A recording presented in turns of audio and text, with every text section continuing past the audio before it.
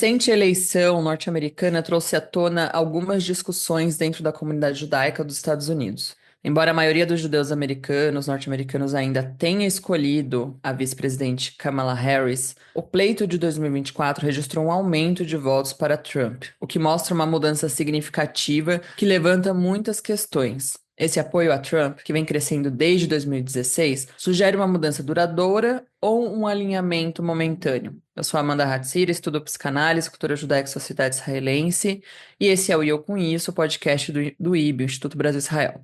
Eu sou João Torquato, sou músico ativista do movimento negro e estudo os conflitos que se originaram a partir da desintegração da República da Iugoslávia. A comunidade judaica americana tem uma longa tradição de apoio ao Partido Democrata.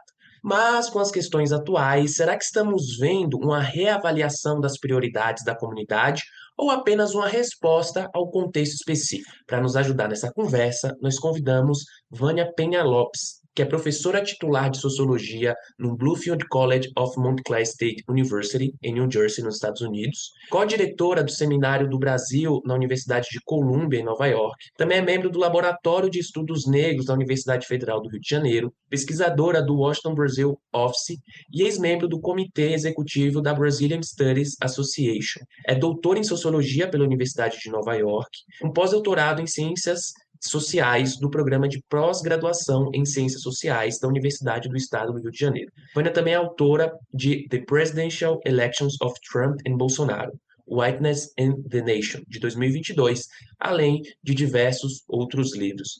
Vânia, muito obrigado por você estar aqui com a gente. É um prazer e um privilégio conversar contigo hoje. Obrigada, Torfato. Obrigada, Amanda. Bom dia. E, Vânia, para começar, né, como podemos entender o retorno de Donald Trump à Casa Branca, considerando que ele deixou o cargo com índices de popularidades, dá para dizer, até historicamente baixos, e após o ataque ao Capitólio, que é um dos episódios mais marcantes de seu mandato, né? O que esse retorno diz sobre o estado atual da política americana? Em poucas palavras, ele diz que o estado atual é de uma caminhada cada vez mais acirrada para a direita, para a extrema-direita. Inclusive, no próprio Partido Republicano, houve muitos políticos que se distanciaram do Trump por acharem as políticas dele por demais extremas. E, do lado do Partido Democrata, as pessoas estão dizendo que o partido precisa se reavaliar porque perdeu o contato com a população, principalmente a população da classe média trabalhadora. Mas eu acho que, se você fosse perguntar ao Trump como ele voltou ao poder, ele foi eleito em 2024, ele diria, mas eu ganhei a eleição em 2020. Aquela eleição aqueles resultados foram fraudulentos, né? Esse foi o motivo da invasão ao Capitólio, que era quando eles iam endossar a eleição, a vitória do Biden. Então, o país é interessante porque em 2008 e 2012 os Estados Unidos elegeram e reelegeram Barack Obama, né, o primeiro presidente negro dos Estados Unidos. E como a Kamala Harris era filho de um imigrante, né, queniano, no caso, e a mãe dele branca dos Estados Unidos. Mas quando ele foi reeleito, as pessoas falaram: tá vendo, os Estados Unidos agora são pós-raciais. Não existe, o racismo não existe mais, porque para nós sociólogos era uma balela, né? Tá bom. Continuaram os ataques a cidadãos afro-americanos e polícia matando sem motivo, etc. Então, eu acho que a vitória... E também não podemos esquecer que a Hillary Clinton ganhou em 2016 o voto popular, mas como a eleição nos Estados Unidos é feita por voto indireto, né, pelo colégio eleitoral, ela perdeu a eleição por causa disso. Mas, então, ali já houve gente suficiente que estava dizendo chega, né? Já houve esses avanços todos, nós estamos perdendo terreno. Eu acho que tem muito a ver com isso. Porque realmente, né, o resultado, a eleição e a reeleição do Obama não podem ser desligadas dos ganhos ao longo das décadas das minorias, né, com muito por causa do movimento pelos direitos civis, e depois todas as outras, não só os negros, mas mulheres, gays e indígenas e latinos e tudo mais. Então, o Biden foi eleito, mas eu acho que agora as pessoas novamente se sentiram à vontade de se expressar de uma forma que eu acho que nem as pesquisas detectaram, né? As pessoas, segundo as pesquisas, o Trump e a Kamala Harris estavam pau a pau, mas quando chegou na hora do vamos ver, ele ganhou com mais de 4 milhões de votos. Então, eu acho que é isso, de convencer as pessoas de olhar para as coisas que estavam ruins e novamente se apresentar como o salvador da pátria. Quando ele foi presidente, ele prometeu um monte de coisa e não cumpriu. Mas elas acreditaram novamente. Acho que é um bom ponto para de onde a gente começa aí, né, para discutindo agora um pouco mais, né, para nossa alçada aqui, né?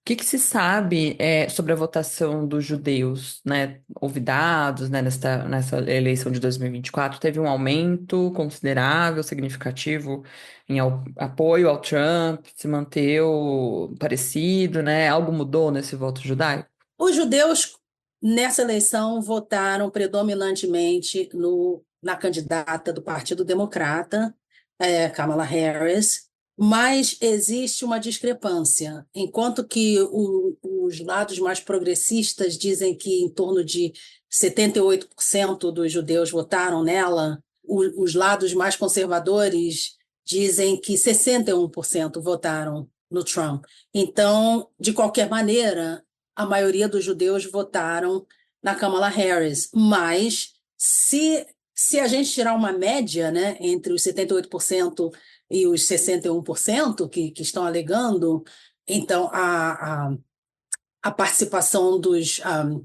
judeus, o apoio dos judeus à candidata do Partido Democrata diminuiu nessas eleições. Diminuiu e é uma coisa que também tem que ser vista, né? Mas parece que o Trump conseguiu convencer uma parte do eleitorado judaico ir para o lado dele, pelo menos nessas eleições, né? E tem discursos que ele fez em que ele dizia que o judeu que não votasse nele precisava ser examinado, tinha algum problema de cabeça, né? Eu até separei aqui uma fala dele isso foi em setembro desse ano. Ele fez discurso para judeus republicanos no Israeli American Council, né, Conselho Israelense Americano, e também numa reunião para discutir o antissemitismo, que realmente cresceu, né, desde 7 de outubro. O antissemitismo cresceu nos Estados Unidos, então os judeus americanos estão se sentindo ameaçados. Eles perderam um pouco a sua zona de conforto que existia desde que a sociedade passou a aceitá-los mais, ou seja, depois da Segunda Guerra Mundial, dos anos 50 em diante, né? Principalmente depois dos anos 60. Então, o Trump disse: se eu não ganhar essa eleição, o povo judeu realmente teria muito a ver com isso, porque a 40% quer dizer que 60% do povo votará na inimiga. Quer dizer que 60% votaram em alguém que odeia Israel. E eu digo, vai acontecer, só por causa da maldição que o Partido Democrata pôs em vocês. Vocês não podem deixar isso acontecer. Vou colocar de modo bem simples e gentil. Eu realmente não tenho sido tratado direito, mas vocês não têm sido tratados direito porque vocês estão se colocando em grande perigo. Eu acredito que Israel será varrido da face da terra se eu não ganhar. E então, né, foi um discurso que combina com a fala recorrente dele: esse país está uma desgraça, um desastre, só eu posso salvá-lo, né? Make America Great Again. Mas mais para o fim da campanha, né, há 2 semanas, eu vi pela primeira vez um anúncio na televisão, 3 mulheres de meia idade, judias, conversando num restaurante, e elas diziam, uma dizia, ai, você viu o que aconteceu com o filho de fulano? Alguma coisa assim. Eu vi, cuspiram nele quando ele estava indo não sei para onde. Aí ela falou, ai, não, o antissemitismo está horrível. É, aí uma outra fala, é por isso que eu vou votar no Trump. Aí, porque ele vai nos defender. E a terceira fala, eu sempre votei democrata, mas nessa eleição eu vou votar republicano porque a gente pode confiar nele, ele vai nos proteger. Aí terminava, né? Ele vai proteger os judeus. Então, essa campanha teve algum sucesso. Eu acho que principalmente com os judeus ultra-ortodoxos. Eu li alguma coisa sobre isso, mais do que os judeus progressistas. E é engraçado, assim, nessa linha, porque o Trump, há um certo tempo, ele vem se apresentando, né, como um defensor de Israel e da comunidade judaica, e essa eleição, né, como você trouxe aqui, ele incluiu na campanha, na mídia, alguns elementos dessa defesa, mas partindo disso, né, como explicar o apoio a grupos supremacistas brancos conhecidos por seu antissemitismo, né? Uma retórica profundamente antissemita, além de contra populações negras, contra populações latinas, e como isso afeta a percepção da sua verdadeira postura em relação aos judeus e a luta contra o antissemitismo nos Estados Unidos, porque quem está de fora, digamos assim, parece um pouco contraditório e confuso. Uma pessoa que se diz amiga dos judeus, de Israel, ter vínculos tão profundos e tão fortes com grupos supremacistas brancos e antissemitas, né? Eu acho que, bom, essa é uma pergunta complexa, né? Porque a gente pode pensar, eu acho que de várias formas. Uma é, né, se a gente seguir essa linha de que as pessoas que votam no Trump ou se sentem mais inseridas num projeto de nação, né? Ou querem se inserir mais, né? Querem ser vistas como simplesmente americanas. Mas eu acho que, além disso, existe o fato de que a população judaica é diversa, né? Assim como a população negra é diversa, a população latina é diversa.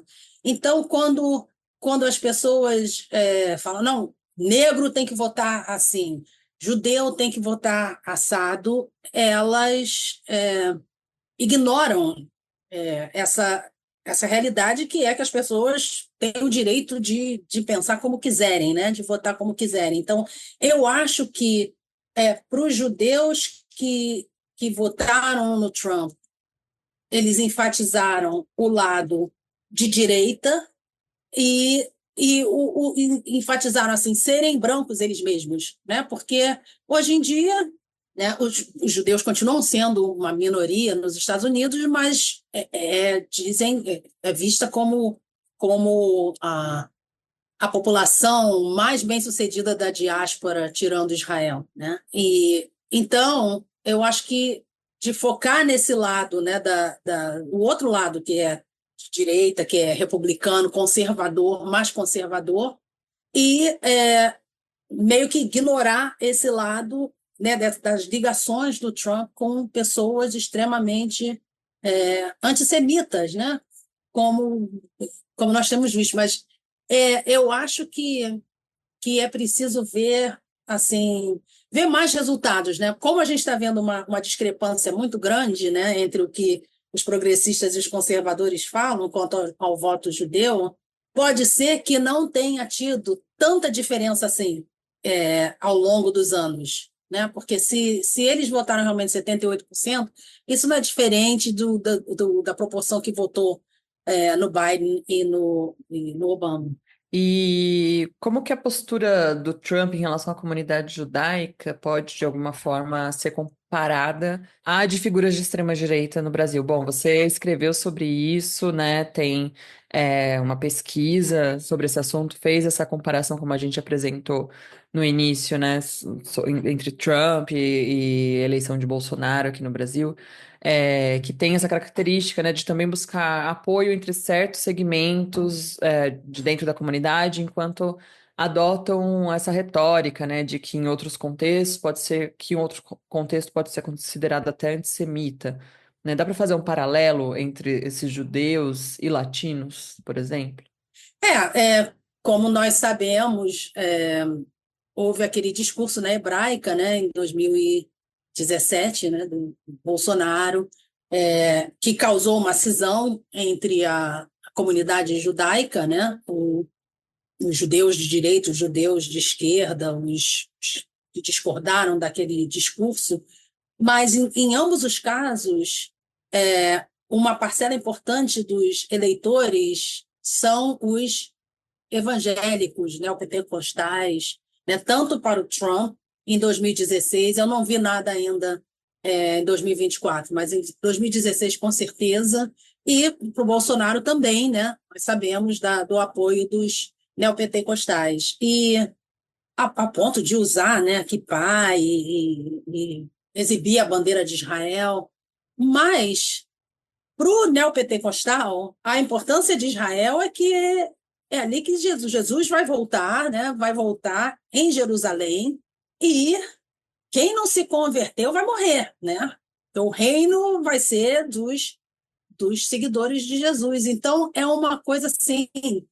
Você estava falando uma coisa contraditória antes, João, mas nesse caso, né, é olhar só o lado, né? Eles nos apoiam, então parece que é uma coisa assim, nesse ponto de os judeus serem uma minoria numérica, tanto nos Estados Unidos quanto no Brasil. Nós temos esse apoio, né? As figuras presidenciais, os presidentes nos apoiam, mas esse apoio, em termos de Israel, tem muito a ver com em última instância, a eliminação dos judeus. Mas, né, até isso acontecer, se isso acontecer, você tem o alinhamento de pessoas que pensam igual em termos da direita, né? Então, ignoram os ataques, ignoram o antissemitismo e enfatizam o conservadorismo, a direita, coisas assim. Ivane, assim, pensando, né, que foi um tema que eu até discuti numa edição do Expresso Israel, que é outro programa que eu faço com a Dani Kresh, e ela trouxe um dado, né, que eu achei bem interessante, que mesmo tendo esse aumento de judeus nos Estados Unidos apoiando e votando no Donald Trump, mas como a gente falou aqui, a maioria da comunidade ainda escolheu, né, escolhe o Partido Democrata, mas os israelenses, a maioria dos israelenses demonstraram apoio a Donald Trump. Então, você tinha uma diferença entre a comunidade judaica nos Estados Unidos, majoritariamente escolhendo o Partido Democrata, e os judeus israelenses demonstrando esse apoio, né, ao Donald Trump. E o que a gente pode pensar nessa, né, o que explica essa divergência, especialmente considerando que o Partido Democrata também tem uma forte postura em favor de Israel, o Zimmermann, né, o Rick Zimmermann, que também colaborador aqui do IB, ele às vezes fala que o Biden é um dos presidentes mais sionistas, que mais apoia Israel, e embora os israelenses se sintam mais próximos da política de Trump, né? Então, é uma certa, não diria contradição, não sei se dá para dizer uma contradição, mas eu acho que é mais o que faz essa percepção, né, dos israelenses não se sentirem representados pelos democratas, mesmo com todo esse apoio a Israel, em particular, mas nesse último ano, pós 7 de outubro, enfim. Bom, eu acho que nesse ponto, bom, primeiro que também, né, a população israelense também é variada nas suas tendências políticas, né? Não são um monobloco.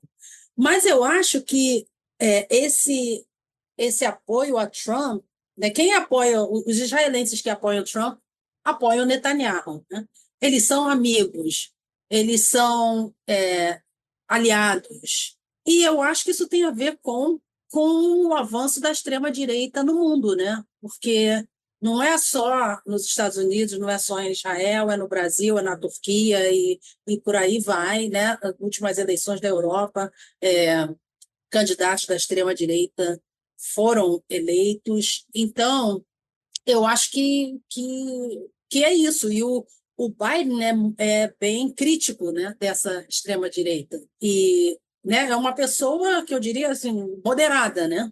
E o fato de, por um lado, os Estados Unidos, inclusive no governo do Biden, apoiarem Israel, né?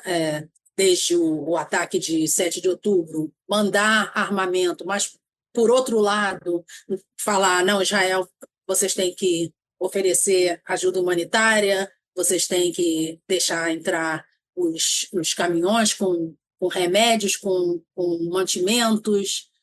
Então, ele ficou tipo numa gangorra, porque aí as pessoas que eram pró-Hamas, pró-Palestina, disseram que o Biden não fez o suficiente, não estava fazendo o suficiente. E as pessoas que eram pró-Israel também disseram que o Biden não estava fazendo o suficiente porque ele né, oferecia, dava dinheiro para armamento, mas também queria que houvesse um cessar-fogo, que houvesse um apoio humanitário. Sim. E, bom, a gente está num contexto de guerra, né? E não só, né, às vezes tem outros conflitos também, mas pensando, né, nessas eleições e no impacto que vai trazer para a atual guerra, né, em Israel, em termos de apoio financeiro e militar, né, que é uma das grandes discussões também com essa eleição, né, de Trump. Nesse segundo mandato já, né, especialmente com o agravamento, né, dessas guerras, né, e o aumento da pressão política também interna nos Estados Unidos, né, o que que a gente pode esperar dentro desse contexto? Eu acho que a gente pode esperar um fechamento total com o governo do Netanyahu, até porque, né, acabou de me ocorrer, eles têm isso em comum, que todos dois foram condenados, né? É, um por corrupção, Netanyahu, o outro por fraude, que é uma espécie de corrupção, e eu acho que não vai pegar nada com o Trump, né? Porque mesmo que ele seja condenado, eu acho que ele, como presidente, pode se perdoar. E estava lendo ontem que o Netanyahu está procurando adiar, né, esse julgamento, porque, é claro, né? Porque ele é o réu. Então, eu acho que um vai apoiar o outro nesse sentido, e todo o discurso do Trump é que, né, eu amo Israel, a Kamala Harris odeia Israel, ele falou isso mais de uma vez, né, não sei de onde ele tirou isso, mas agora ele vai ter que. Bom, agora não, né? Porque ele só entra, só toma posse em janeiro, mas aí em janeiro ele vai ter que demonstrar o apoio dele, né? Materialmente, e não só em termos de palavras, né? Vamos ver o que acontece, porque a parede, o muro, por exemplo, nunca foi erguido, né? Foi uma promessa de 2016. Então, agora temos que esperar. E o Trump ele se gaba muito, né, por ter feito os acordos de Abraão, né, por trazer uma certa paz no Oriente Médio. Então, voltando ao que a gente estava discutindo no ponto anterior, né, desse apoio dos israelenses também ao Donald Trump, de tentar olhar para além dessa via bélica, né, sei lá, eu tento olhar por esse lado também de não que ele vai garantir, não que ele vai fazer, não que ele vai trazer a paz, né? Mas tentando pensar, né? Se colocar no lugar dessas pessoas, de ver o Trump como essa pessoa que vai trazer a paz por Oriente Médio, como ele fez, acabar com as guerras, enfim. E indo para os finalmente aqui, né? Pensando nesse retorno de Trump Casa Branca, dá para dizer que pode significar um caminho, digamos assim, para o fim da democracia americana, considerando que ele se representou como uma ruptura com as normas tradicionais do jogo. Isso é uma coisa que a gente vem acompanhando na extrema-direita. A gente, nas eleições municipais aqui de São Paulo, a gente viu o Pablo Marçal, né, fazendo muito esse discurso de ruptura tradicional com as normas do jogo e manteve em sua base de apoio uma grande parte, né, de pessoas que também rejeita a política convencional, a política tradicional, né? A gente citou aqui o Capitólio, então, claro que a gente não tem bola de cristal na política, não dá para dizer, mas olhando todos esses elementos, né, a gente pode dizer que esse caminho para o fim da democracia, ou, da forma que a gente conhece, tradicional, está aberto nos Estados Unidos? Digo muito, muito isso, mas aí eu tendo a pensar a longo prazo, olhando para trás. É, eu acho que então a ruptura se deu em 2016, né, com um discurso, né, um presidente cuja campanha foi xenofóbica, nativista e misógina.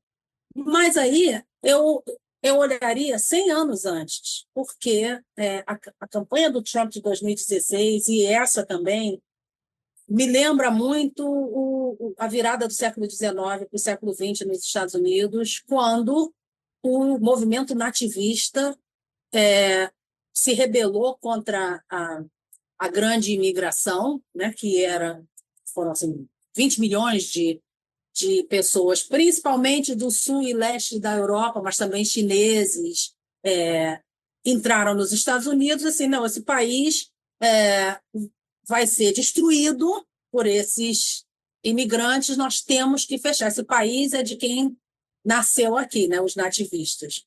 E o negócio é que aqui nos Estados Unidos, tirando os indígenas, todo mundo é imigrante. Então, de tempos em tempos, os imigrantes, os filhos e netos de imigrantes se rebelam contra os novos imigrantes, né? Mas isso, quando eu vi ele falar, ouvi ele falar, né, que os haitianos, ele não mencionou os haitianos, ele falou os imigrantes, mas eram os haitianos em Springfield, Ohio, comiam cachorros e gatos. Eu pensei, é tão repetitivo, né, se comparado a 100 anos.